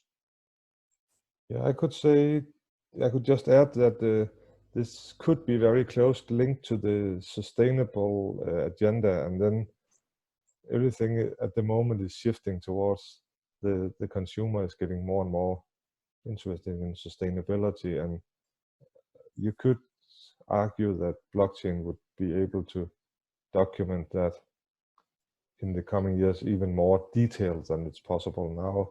So this will probably be a bigger issue in the future. Yes, and then we have a question from Morten. And how many of the participants in the blockchain that you showed upload data in the blockchain? Is this all of them? I don't know, Jesper, if you could elaborate a little bit on this one. Yeah, I could, but at the moment it's kind of a, we are not that far, so it's in the case of Twisted Leaf, they are trying to tell their other participants in the value chain to be interested in this, but none of them have actually uploaded the data yet, because we are not there yet. So there's a dialogue going on at the moment, trying to find out who wants to upload data, but also what kind of data and how often, and who should pay for it if it costs something to there should be spent some time in it at least. So I don't think we are there yet with these 4 cases. We can say that the actors in the value chain are willing to do it, but that's it so far. Yeah. I don't know. And there's no more questions. I think so. We should go back to Henning. Okay, thank you so much to the three of you. Maybe we should try to use this applause thing, and because I think thank you so much for your. I'll keep my mic on so you can hear it also. Sorry, I was messing with my mute here. Basically, what is left now is just to have a few thoughts at the end, and then summarize to where you can find information. I would like to just run through this very briefly, but it's just to say that, just to be true to my own introduction, namely that when you have a complex issue, it is so important to ask critical questions, because there is not one given answer to many of these things, and many of these things will change as the technology develops, and we have learned a lot from this. One of the things is that technology, I mean, it's not just a blockchain, it is a number of technologies. They may start to merge, but at the time being, it is a thing that is emerging. Also, just to follow up on this thing about cooperation, yes, people have to work along the value chain, but on the other hand, we have met this discussion about horizontal collaboration, where maybe a number of companies want to utilize the same technology to address this issue, or we can talk about vertical integration, where bigger companies can somehow ask their suppliers and so forth, request them to use blockchain, as we can see the big retailers like Walmart and Carrefour is actually doing. So which way, we can't see exactly where it's going, but it might be both, or it could come, maybe the vertical could be the first one to move. Then there's this, it has to be clarified, this who brings it value to. Somehow we just assume that blockchain and having this, because it's an upmarket product, will give a value. But everybody in the chain somehow must see a value in it. So to ask the important question, what's in it for me, seems somehow we have met a number of times, and it's important to ask that question openly. Because if it's not anything in it for me, you'll just be reluctant and you may not want to share data. At the same time, we have this about food and blockchain. It's a jack of all trades, we have termed it, because it's processing, it's producing, it's marketing and branding and smart contracts and business to business and bookkeeping and whatever. There's a lot of different concepts that somehow are put in the same pot. And somehow it makes it a bit difficult to say exactly what is the dish actually, because there's so many things in the same pot. And I think in the future we need to be clear on what is it actually we want out of this. Government's role is something we have returned to a number of times in this project. And in food and in food production and food marketing, there's a lot of government role, but not when it comes to data. Somehow it's just something that is happening along the way, and it's up to companies to find their way to market and find their branding, and don't underestimate how much co-branding the Danish companies are actually using based on food safety and security. And there's a lot of co-branding here. Digitalization, we are flipping back and forth from this, that there's many of the companies are not very digital. At the same time, there's a lot of data. So what is what here? Difficult to say, actually. At the international arena, we think that, to be honest, I think the whole group is very convinced that it will be a competitive factor for Danish companies in the future, in the very near future, because we can see the markets are moving.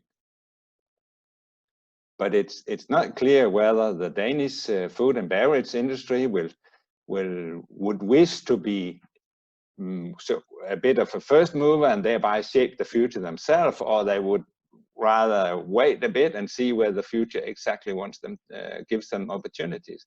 That's an open question yet to see who will move or who is blinking first in the good old dual situation. So this is just some of the reflections that we are still sitting with. Even though we come up with some conclusions, we also have a lot of reflections we don't know yet. We have had a year to work on this. It's been a fantastic year. And we have accumulated a lot of knowledge. And please put that on the next slide, Marianne, because you can find all our information you can find. You can just Google bottom-up blockchain. Then you come to a homepage where you find the participants, and that means you can click on the participants, and that means you get the contact details. Please contact us. We are happy to be contacted. We may not answer within the minute, but we are happy to be contacted, and we would love to discuss with you further on this, because we haven't found the really clear solution yet. And on the same thing, down at your right side, you can have access to all the material we are producing, reports, presentations, including these video and the reports we are talking about here will be there. Maybe not in 2 minutes, but within a few days they'll be there. Give us a few days to upload everything. It will be there. So that is somehow our way of ensuring that you can have access to it. It doesn't disappear within a month or anything. You can search it there and it will still be there. And finally, at the very last slide, I would like to show this report. You have seen the picture of this. I think this is not a sunset picture. No, it's a sunrise picture. The sun is rising over the food sector, a digital food sector with blockchain in it. And we would love to work with you on that. We would like to get in touch with you if you want to contact us, and we appreciate if you do that. Thank you for your participation today. We hope you have learned from this. We have learned so much, and it's been so fun to be here. And I hope you have enjoyed this afternoon. Thank you very much, and enjoy the rest of the day.